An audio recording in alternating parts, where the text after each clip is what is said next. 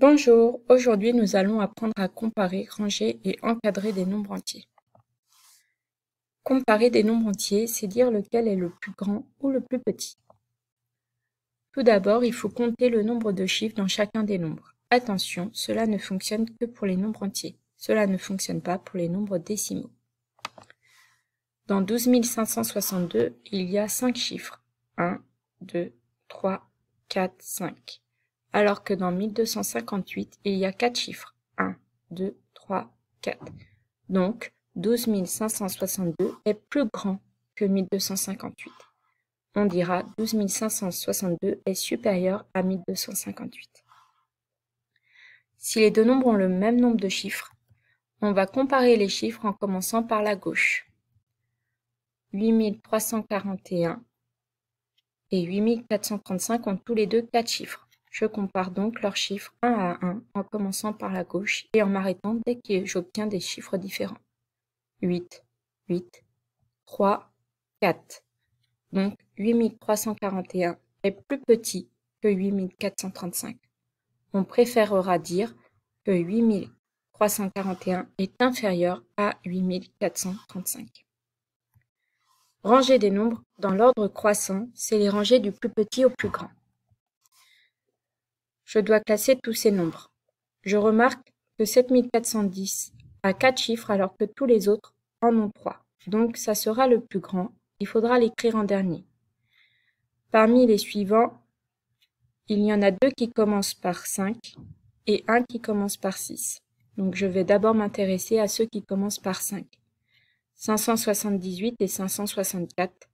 Le plus petit est 564 car le chiffre des dizaines est 6 alors qu'ici, il s'agit de 7. Donc le plus petit est 564, après 578, 654 et 7410. J'écris 564 inférieur à 578, inférieur à 654, inférieur à 7410. L'ordre décroissant, c'est l'inverse, c'est du plus grand au plus petit. Si je dois classer ces nombres, c'est la même méthode. Je regarde déjà s'il y en a qui se démarquent par leur nombre de chiffres.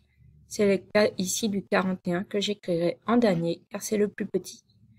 Parmi les nombres restants, le plus grand est 9845 car c'est le seul qui commence par 9. Et parmi les deux qui restent, le plus grand est 6542 car le chiffre des dizaines est 4 alors qu'ici, le chiffre des dizaines est 3. J'obtiens donc 9845 supérieur à 6542, supérieur à 6532, supérieur à 41.